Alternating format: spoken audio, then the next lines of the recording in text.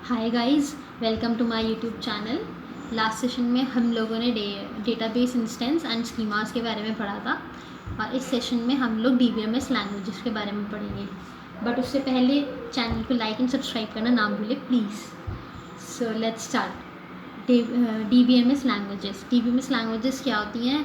ये वो लैंग्वेजेस होती हैं जिससे आप अपने डेटा को रीड कर सकते हो, उसे अपडेट कर सकते हो, जो भी आपने उसमें चेंजेस किए हैं, और आप अपने डेटा को वहाँ पर स्टोर कर सकते हो।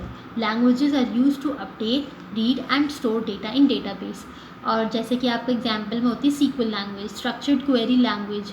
ये आपकी डेटाबेस लैंग्वेज है जो आपको ये सब काम करती है, अपडेट करती है, आपके डेटा को रीड कर सकती है, स्टोर कर सकती है। Okay, types of database languages. हमारे पास 4 टाइप्स की डेटाबेस लैंग्वेजेस होती हैं: DDL, DCL, DML and TCL। अब देखते हैं DDL का काम क्या है। DDL means data definition language, data control language, data manipulation language and transaction control language.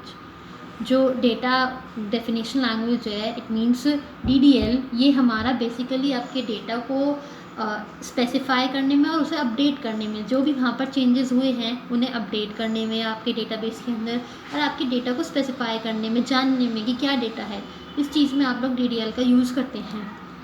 Specify database schema used for creating tables, schema, constraints etcetera. और इन languages के अंदर हम कुछ ऑपरेशंस परफॉर्म करते हैं जो पर्टिकुलर लैंग्वेजेस का पार्ट होते हैं। जैसे कि जो DDL लैंग्वेजेस के अंदर हम लोग ये सारे ऑपरेशंस परफॉर्म करते हैं। क्रिएट वर्ड से हम लोग अपना डेटाबेस बना सकते हैं, क्रिएट डेटाबेस इंस्टेंस। ऑल्टर से हम लोग जो भी हमने चेंजेस करे हैं अपने डेटाबेस में, वो सारे आप अपने डेटाबेस में जो भी चेंजेस आप करना चाहते हो आप कर सकते हो। Alter structure of database.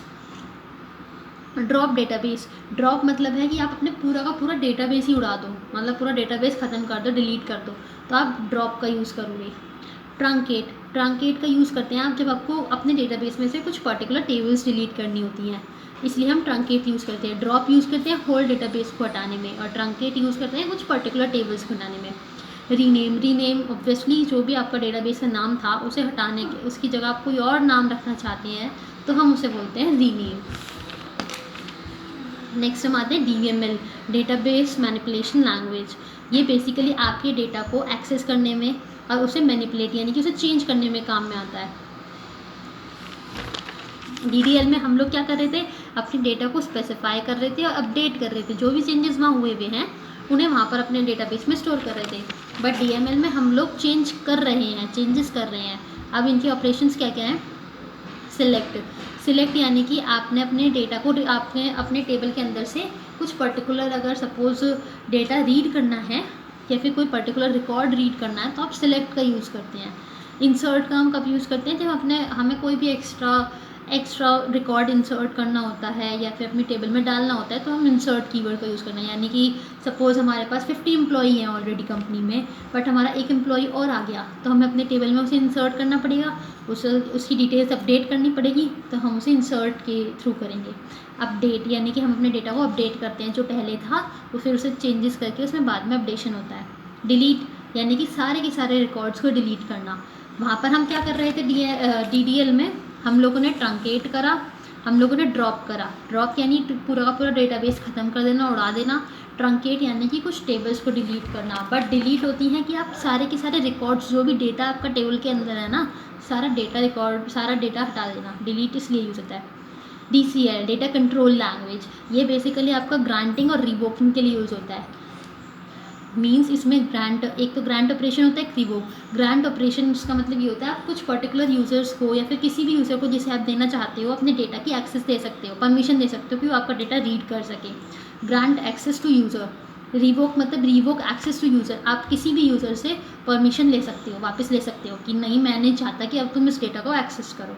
Revoke permission.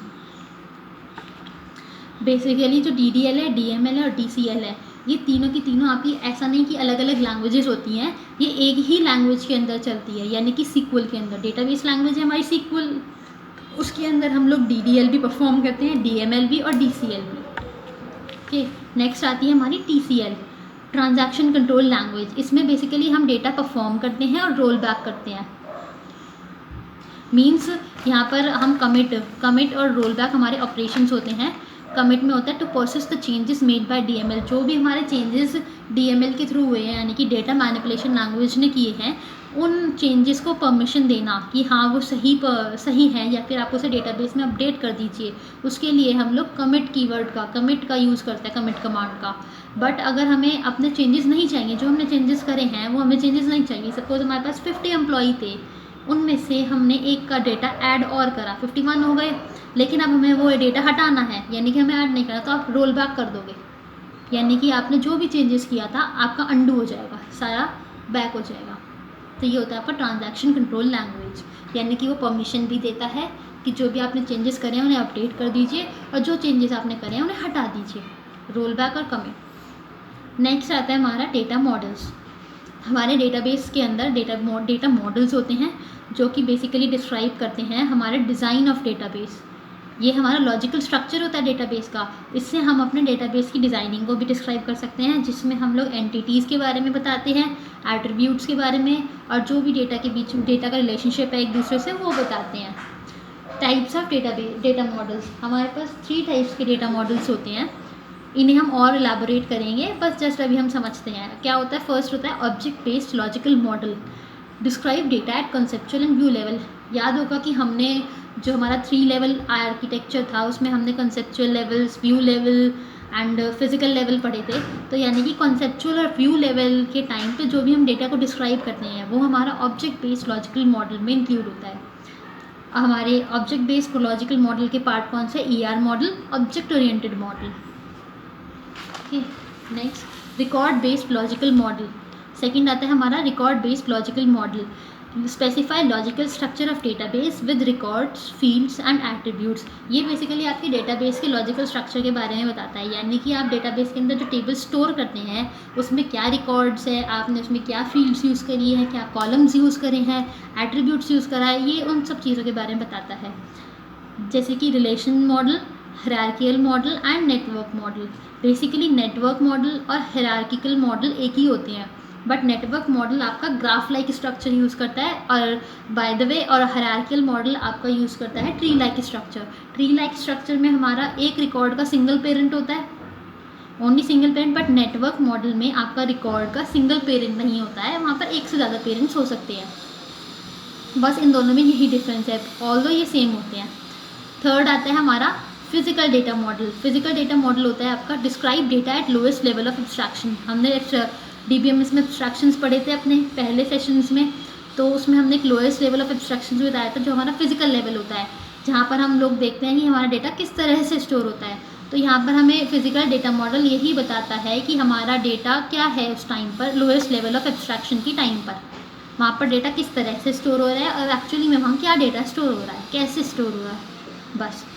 और नेक्स्ट सेशन में हम लोग पढ़ेंगे ER मॉडल, यानी कि ER diagram, entity relationship diagram के बारे में। I hope you like it.